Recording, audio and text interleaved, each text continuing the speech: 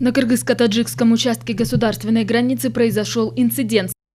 Таджикистан и Кыргызстан провели переговоры из-за обострения на приграничном участке. Досмотрите это видео до конца, и вы узнаете, к какому соглашению пришли стороны.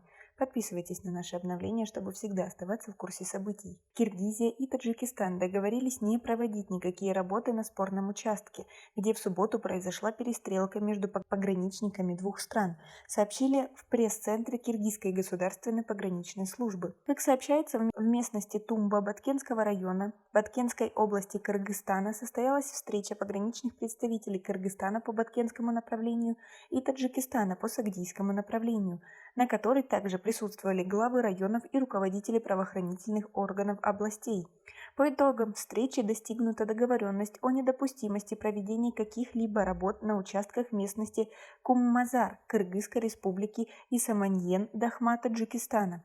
В целях недопущения повторных инцидентов принято решение о том, чтобы приграничные наряды сторон строго соблюдали линию поведения на совместной границе. Также наряды подразделений внутренних дел сторон будут осуществлять совместное патрулирование данного участка, заявил представитель пресс-центра. Как вы думаете, это правильное решение? Свои ответы напишите нам, пожалуйста, в комментарии.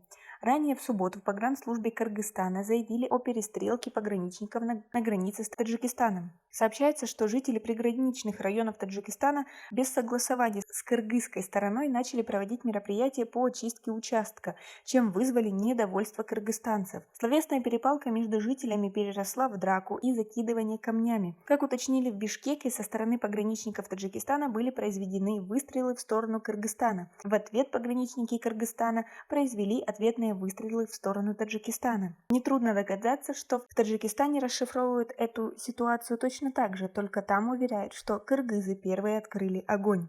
Кыргызско-таджикский участок государственной границы периодически становится зоной конфликтов между местным населением или пограничниками двух стран.